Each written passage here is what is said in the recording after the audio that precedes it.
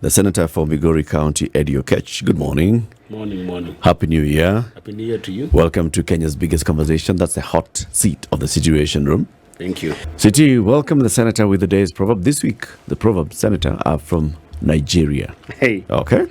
So listen to the land proverb. Of proverbs, eh? Listen to CT massacring the proverb in Pidgin. Listen to Ndu delivering the proverb in Pidgin. Then give us your English translation of that proverb and then your interpretation I thought of it. you're the Englishman. You now. You can try Swahili. Homework. Kwako. Sasa. No matter how lizard they go press up, no go get chest like alligator. Say again, City, please. No matter how. Go. No matter how lizard they go press up, no go get chest like alligator. Bas. Who's dying over there?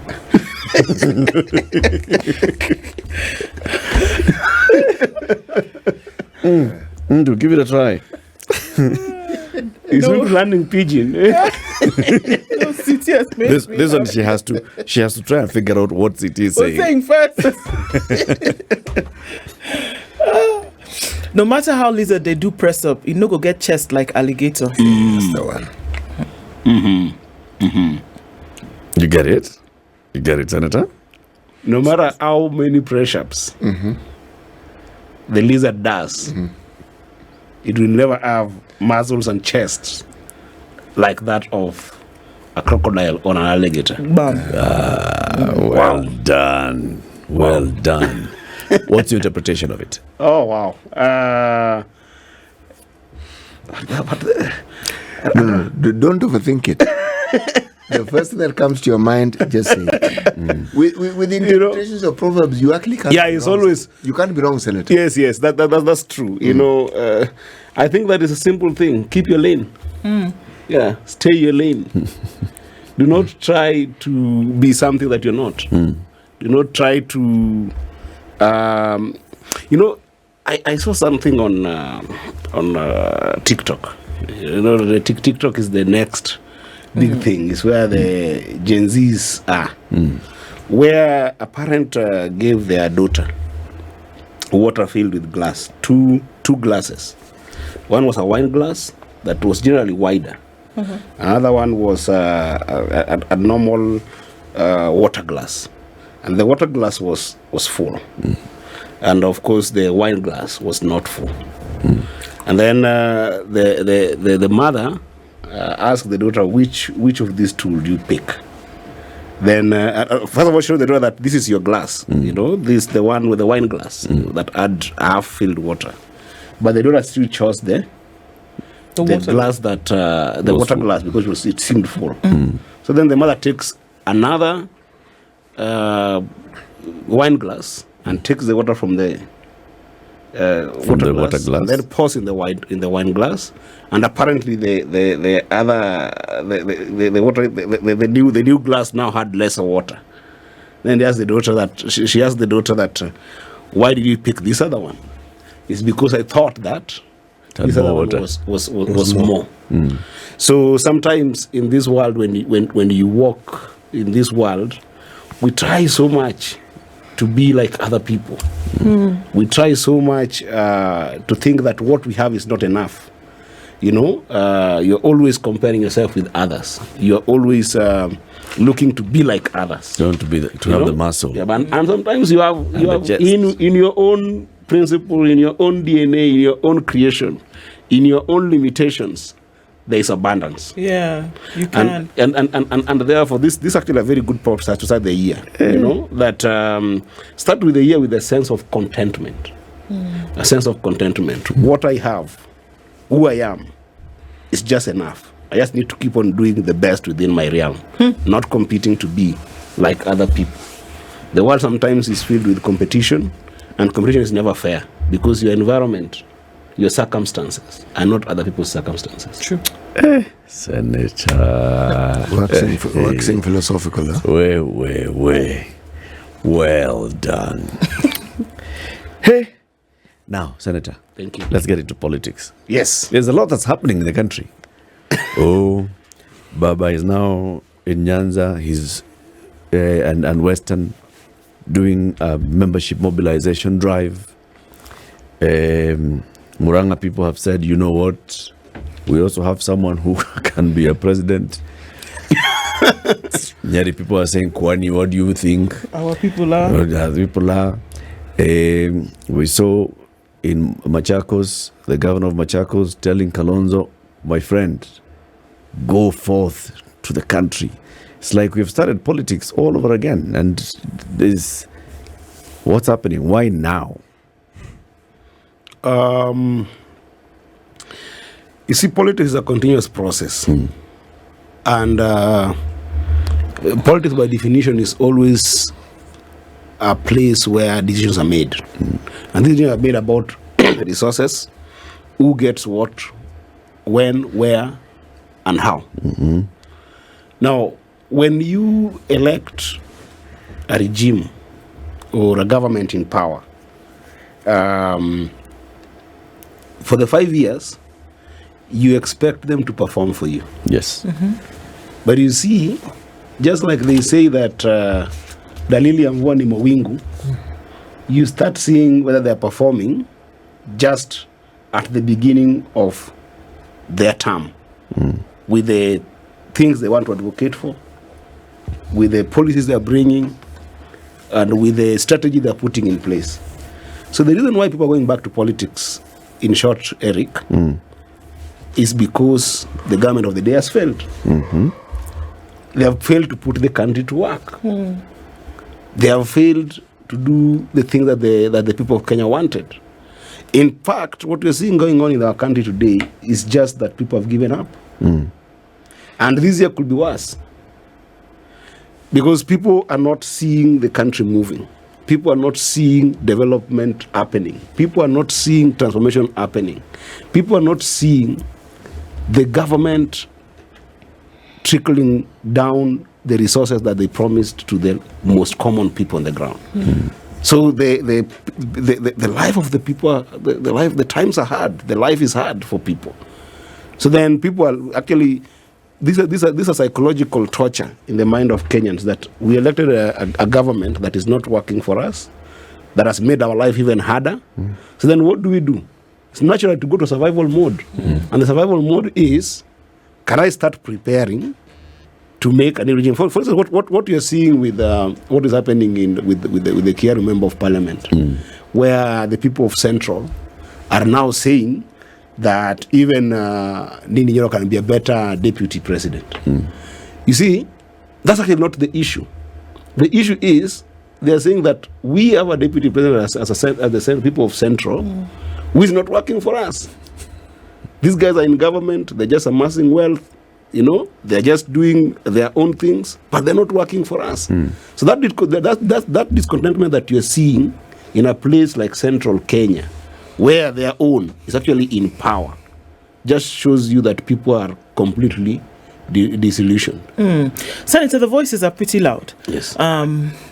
If we listen to what people are saying, I mean, leave the news bites and things, just hearing the chatter that's in the streets, really, is that people are not satisfied. They're not content. Before we could say that there's politics. It's Senator Oketch now trying to dig at the government. But there seems to be the situation where things really are just not right. Yes. Isn't it? Yes. Whether we can look at an economic situation, then today, there's diplomatic issues, there's this, that, the other thing. And it's not just political speak, where it could be that, politicians can use that then as ways to now jab at the government. But the truth of the matter is that things are not all right. But then I have to ask that, is it as a result of the negligence of the government of the day? Is it because of a situation of incapacity? Is it because the government of the day did not expect that things could go south so quickly? Because when we look at an issue, we have to look at the cause, no? The root causes are two, in my view, and very humbly so. Number one is the issue of incompetence. It's as simple as that. And incompetence, the manifestation of incompetence is sometimes also comes with a lack of agenda. And I'll take you step by step why I feel like the regime of the day is incompetent.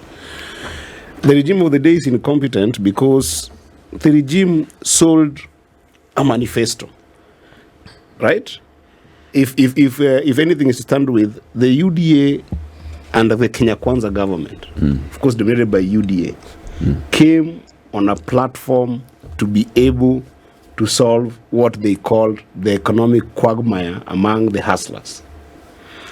And these hustlers had very specific things that they were expecting the government to do.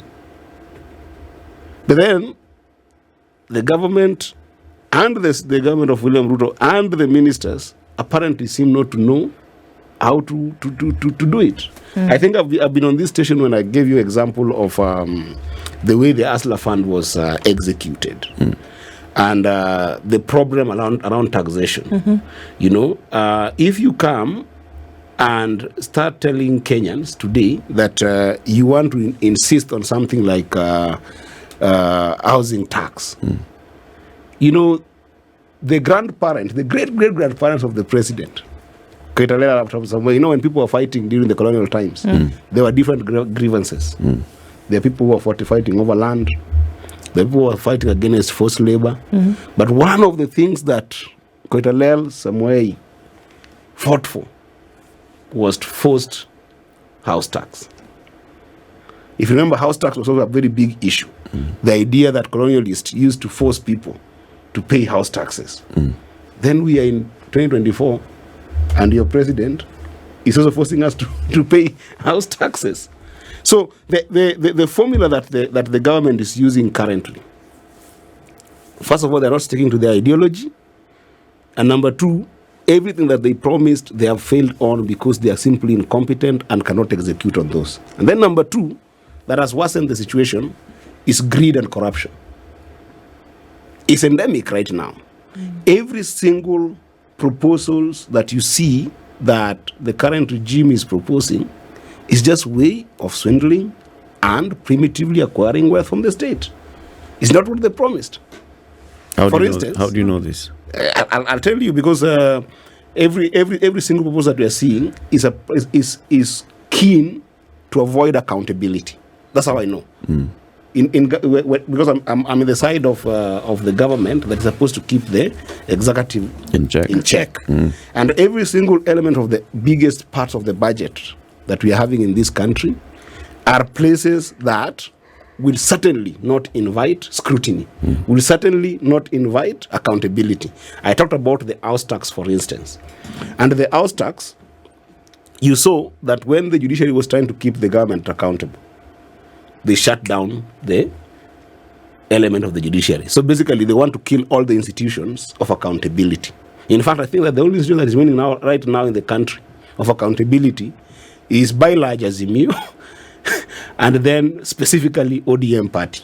And that's why you see Raila Amolo Odinga going around to strengthen the ODM party as the only platform that we can be able to keep this government at check. Because every single institution of accountability has been killed. Parliament. Let's start with Parliament. This regime, immediately they got into power, they bought most of the parliamentarians that they could be able to buy, so they could have a majority that can keep them into account. Look at something like renovating State House. We just talked about our kids going to school right now. Do you know how many parents are stuck with their children? They cannot go to school. Why would a government spend 1.3 billion to renovate State House as a matter of urgency when kids cannot go to school? Today, we have got graduates who graduated in 2008 that don't have jobs. And they're in their thousands. That's a lost generation. And even last year, we had more young people graduating without any kind of jobs in the country. You know, when my leader, Raila Amolo Odinga, said during his campaign that one of the stopgap measures that he wanted to put for some of these families is to make sure that at least you can have 6,000 every month. It looked like a joke. But look at it this way.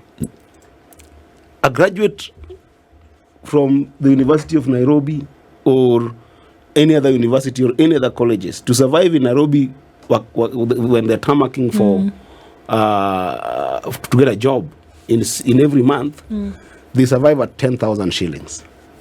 They can be able to survive at a bare minimum. That is so basic. Spending some 6,000 in a very basic house and spending some 4,000 in mostly transport to go and look for jobs. That's what I'm meeting graduates doing here. They come to my office. Many young people come to my office. Meaning that if you give them 6 months to be able to get a job, you only need how much? 60,000. That means that if you take this 1.3 billion that you are taking to go and renovate State House, But will they get a job in 6 months? That's the problem. But you see, the fact that you can be able to wake up every morning, just like the leader we talked about this morning, and do your press-ups, your circumstances can change. You can get some maybe an internship here or there. You can get an attachment somewhere. But that facilitation, which is what Raila Odinga was talking about, being able to open a door of opportunity for these young people. Senator, I want to ask you a question. I just want to finish this. If you're to take the 1.3 billion and give it them to those graduates in terms of a stipend as a government, right? You'd help 30,000 young people in this country. Why would you use it to renovate State House? Okay. City, can you... The answer is very simple. Because there's no accountability, people are going in to give fact, that. I have... Ask the question so that we all can keep you accountable. And then we'll remind you that question after the break. No, Ask it. I do not want to be accountable. You're joining. Senator, when you aspired to become a senator, I'm sure you had very clear ideas of what you wanted to do. Yes. When you became senator, did you realize that they were easier to do or were they harder to do? What did you realize when you then became senator? And you are actually senator and you still are senator. Wow, that's a very good question. We started with a proverb this morning, and I want to keep in tune with that proverb. That no matter how hard lizard does its press-ups, it will never have the muscles and the chest like that of an alligator. And the same to your question also. No matter how hard you work as a young man, you can never marry your mother. Okay? So now that we've done the press-ups, answer the yes. question. So the thing is, when I got into politics in general, I wasn't going to do as an easy thing. I always do hard things, and I know very well that in Kenya, because the Senate was a place of keeping the governors to account and fighting for our counties to get their respective resources. It's not an easy thing to do. It's a very hard thing to do. For instance, when we were fighting for more resources to come to the counties, the whole of last year, even with the scientific element done by the CRA, which is the only commission that is mandated to be able to come up with a formula for sharing resources, the national government does not want money to go to the counties. We came up with a formula that was very, very well indicating that the county should get 425 billion. The national government insisted, after buying MPs and after buying some senators, that the much they can give counties was 385 billion. That was a hard thing to do. And we have seen also what we call scheduling of money, or what we call exchequer releases from the National Treasury, for the money that has been allocated to counties to go to the counties. The national government has always stood on the way of money, of counties getting money. A very hard thing to do. But I'm proud of the Senate, actually, because we tend to have a 50-50 situation, because we have got 23 senators from the Azimio side, and then we have got 24 from the Kenya Kwanza side, and therefore the battle in that house tend to be firmer than the battle in the National Assembly. So that even if you're facing these headwinds, you see us being able to send money to the grassroots. Now, the last bit is now the oversight bit on making sure that corruption and greed is not devolved among our governors. That's also very hard, because you, as a senator, you don't have any allocation to be able to move about in the ground, to be able to check on projects, to be able to actually politically place yourself in the element of being able to oversight your governor. Because, for instance, in Migori County, the entire of last year, we made sure, and of course with my effort as a senator, that the county received 11.3 billion. That is by November last year. And that 11.3 billion is put in the hands of the governor.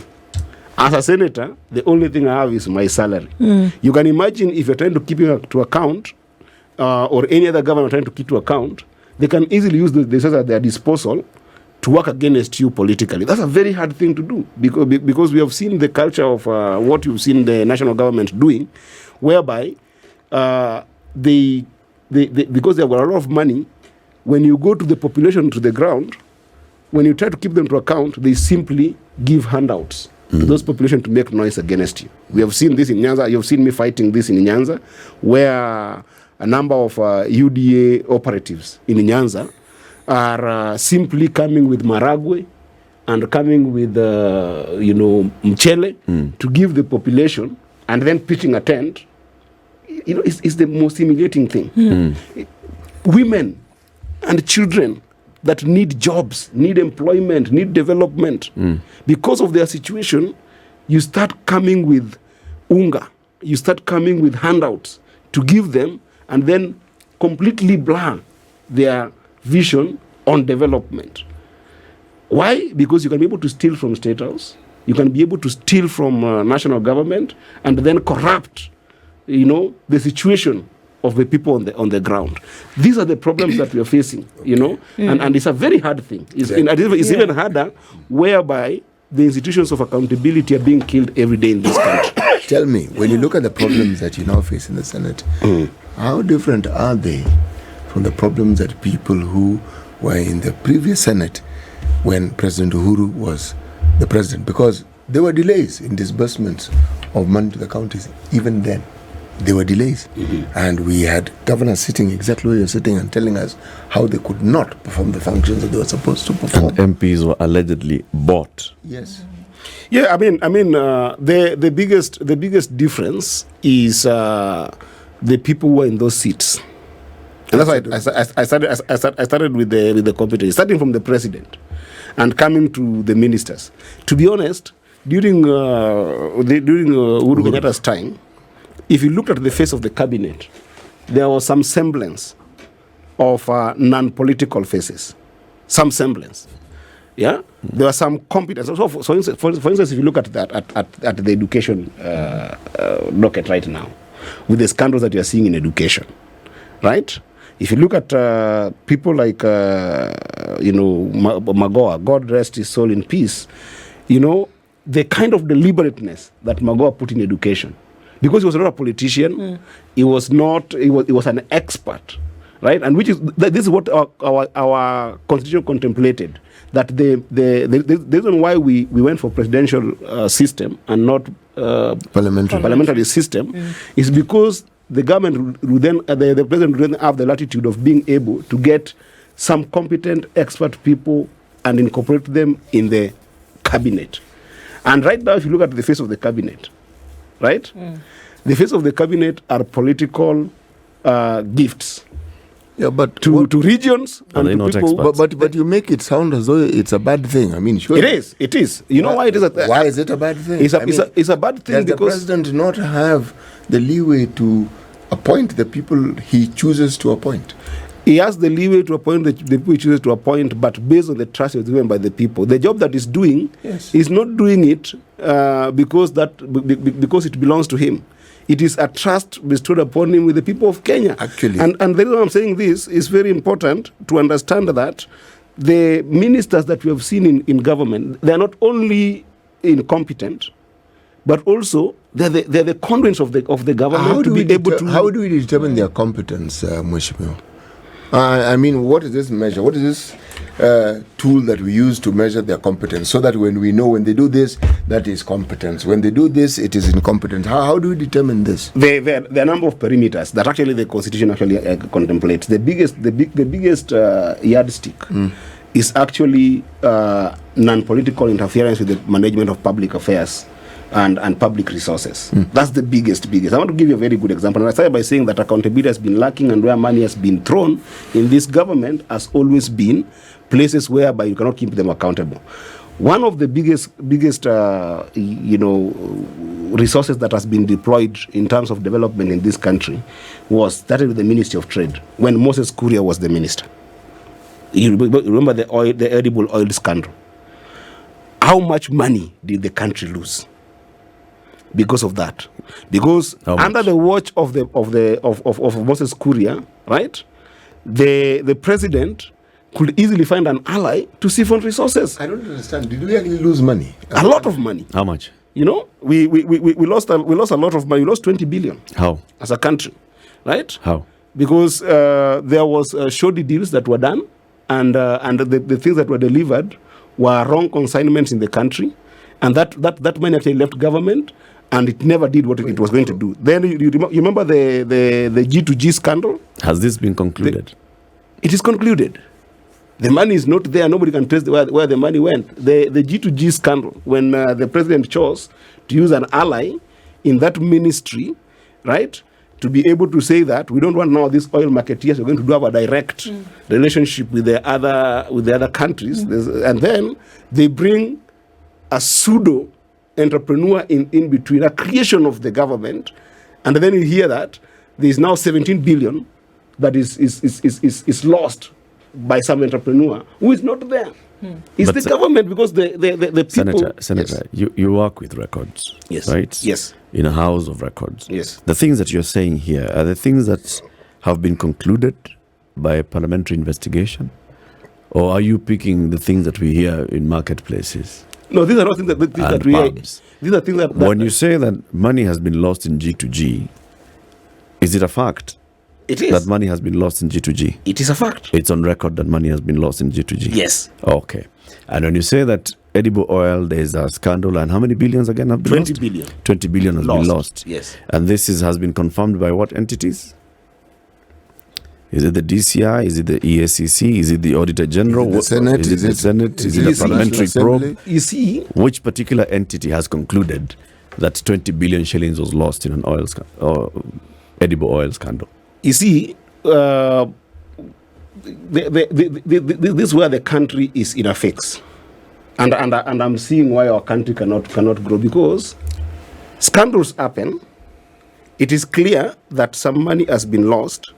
Then commissions of inquiries are formed. Okay? Senate committees are formed. Parliamentary committees are formed. Okay? And in all these parliamentary committees, the person who is controlling them right now in the country is the president. So, even if you want conclusions on these things, they will never come. That's the fact. You see, facts are facts, right? If Senator Eddy Oketch, Yes.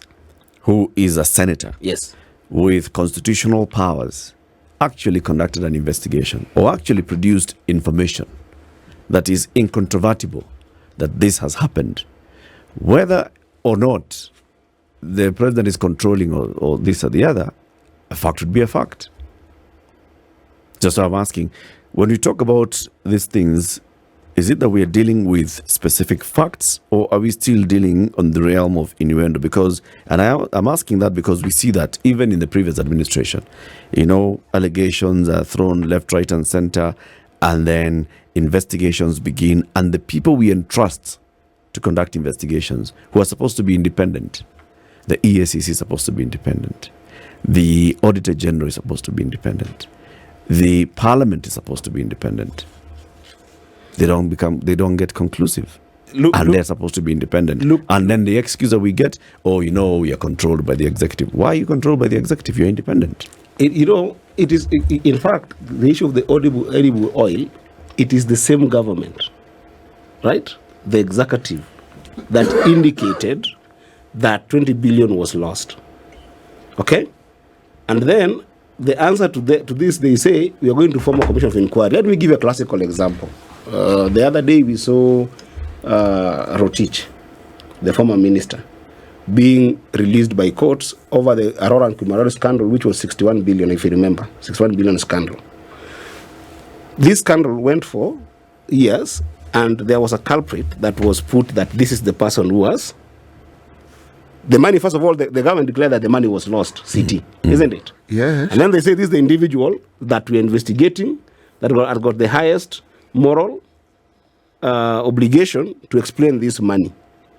Then after years, the person is cleared. The next question is, if he's cleared and you have declared the money was lost, then who took the money? This is what I'm saying, that these people have perfected the art of being able to allocate resources where after being siphoned, they put a number of long and prolonged commissions of inquiries or judicial processes that once that thing is so prolonged, there's justice that never comes. So- but the bottom line is this, that money is lost. We go back to the initial point that you had made when you talk about the fact that accountability is something that is not really the desire of many. So you don't want to be in a situation whereby you will be held accountable over 1, 2, 3, and so the likelihood of questions being asked of you, Yes. of these operations, of these institutions, of these individuals, then does not happen. Yes. And are we making the link then between that statement which you made and what you're saying today, whereby if money is lost, we've admitted that money is lost. Yes. But we're saying that the person who would have been culpable has then been cleared. Yes. The avenues for accountability where you still come back and ask the question about where this money went then are nil. They have been compromised. This is what I keep on telling you. They have been compromised. And let me tell you, ESCC. In fact, ESCC, I said 20 billion because that's what came to us in Parliament. But if you look at your journalistic reportings, if you go back on this Eddy Oketch scandal, ESCC declared that 30 billion has been lost. That declaration as a parliamentarian, first of all, interests me because the first thing is that 30 billion has been lost. Then the next step is who is held accountable. They started the investigation. This investigation is what I'm telling you, that they are never concluded because of interference by the executive. They never come to law because of interference by the executive.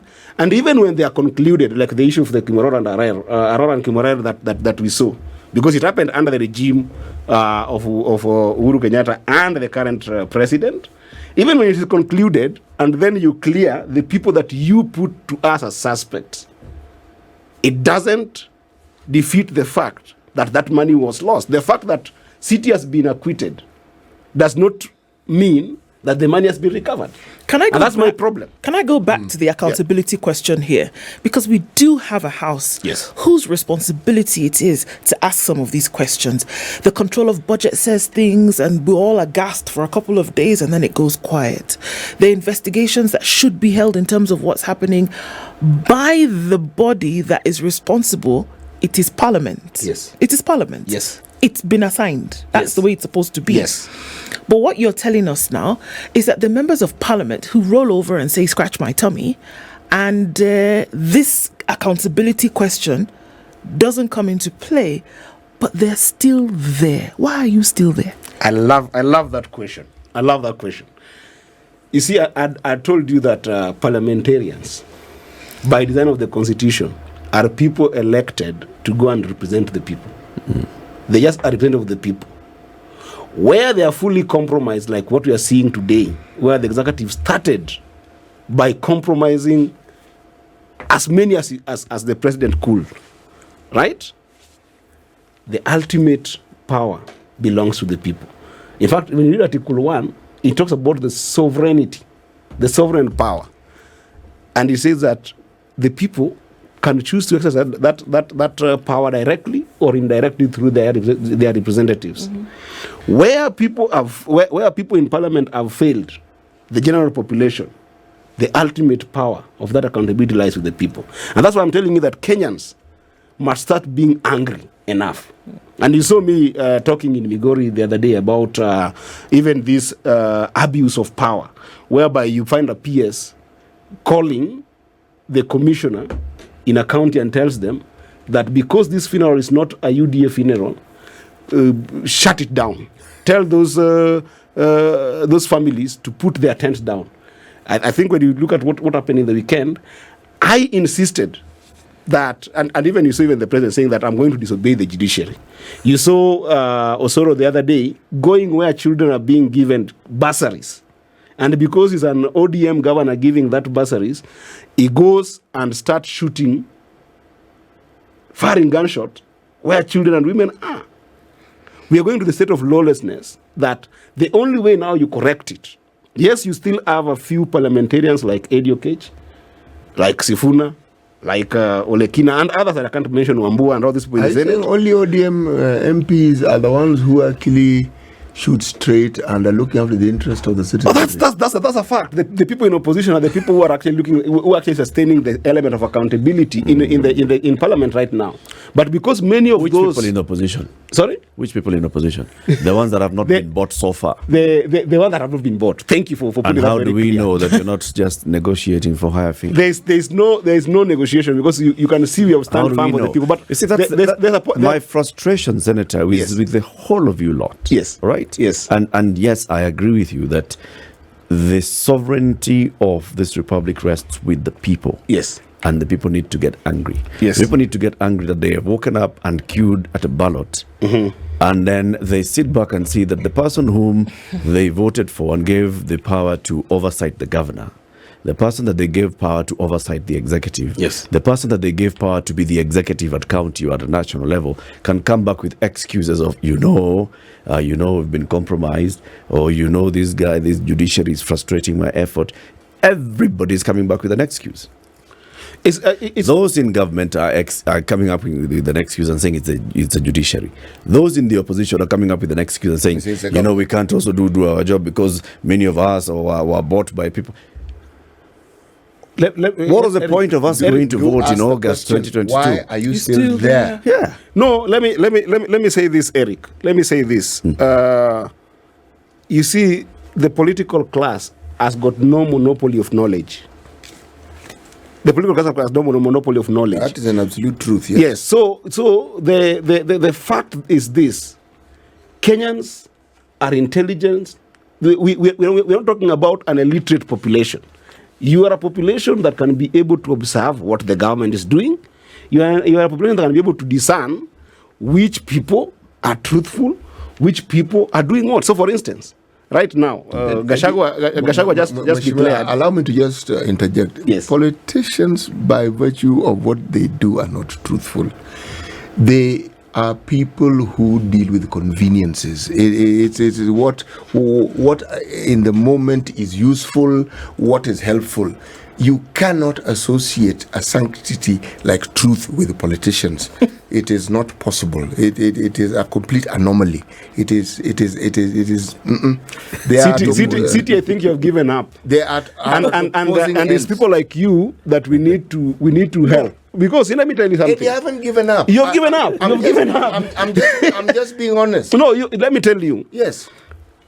When and actually this is what is killing our politics. Yes. You see, where a certain small group of very powerful individuals who can be able to amass so much wealth and it disenfranchises the population, both as educated and uneducated, as privileged and those who are underprivileged, make it impossible to trust the political leadership.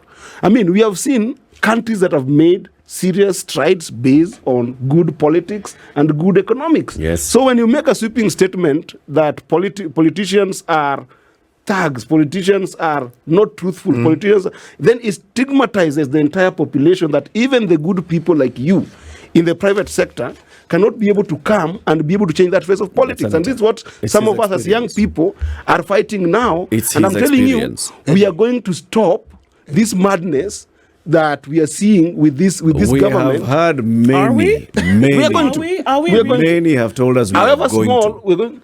You have not. Listen, at the point where we are at, okay? Yes. The political class has let down the Kenyan citizen. Because the Kenyan citizen, in exercising that constitutional power, Yes. delegated some authority and some power and some responsibility to the political class. That's true. The political class has gone on and taken that trust that's been bestowed on them to go and negotiate.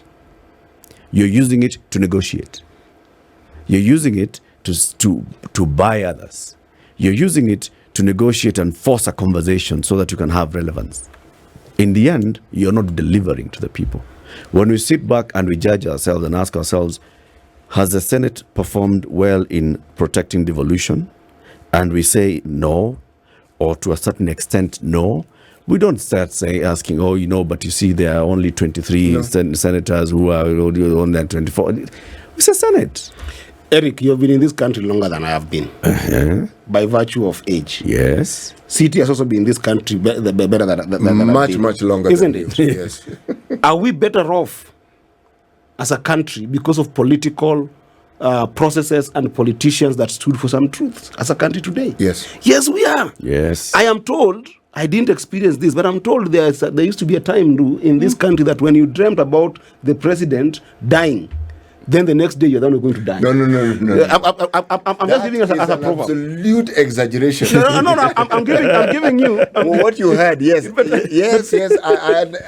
you experienced it during the time of Moi. That's what I'm saying. No, it wasn't the time of Moi. It was the time of Kenyatta. Yes, from Kenyatta to Moi to it was to considered treason. It was an interpretation by the then Attorney General Charles Njonjo. Yes. That to imagine. Yes. The death of the president. Yes. Was akin to treason. But I'm using it to explain all the other variables, economic, socio-political, and cultural conditions that used to be there because of bad politics that made it impossible for a democracy to start. But those some politicians that stood out. Yes, okay. and they stood out, and we have now a country where you can speak some truths and be able to promote some sense of accountability. And they did not say that we cannot do it because those guys are. And I'm not saying that we're not. That's what I'm saying. Point I'm making. And I agree. When with we you. keep hearing, yes, for example, the minority politicians, yes, coming here to complain all the time. You see Ruto bought people. You are in parliament. You're running a salary. In fact, the people you're speaking of were in a situation where there was one party you couldn't even oppose. Yes. And in those days, you could be jailed or killed, and yet they opposed. The change you speak of, that's what they were fighting. Not bribery. It was a matter, little matter of life and death. Imagine our time is up. Senator, you've got to come back. Just come on a minute. Monday. We only have 10 seconds. Yeah. So in that 10 seconds, let me say this: the fact that we are pointing out should not mean complain. Just the same way, when media points out some issues, we are not saying that the media is making mere allegations. We are pointing up to some of the rots, but we are doing our part. Right. Okay. As politicians in oppositions, that's why we are mobilizing the country to be able to know that if we let the government continue the way it is continuing now, then we'll not have a country. But that doesn't mean that we're not doing our job. We continue doing the best we can be able to do. But remember that at the end of the day, Tosha. some processes, like voting in parliament, Tosha. is just that process. Tosha. Yes. Senator Eddy Oketch is a senator from Migori County. This is the Situation Room, the only way to start your day.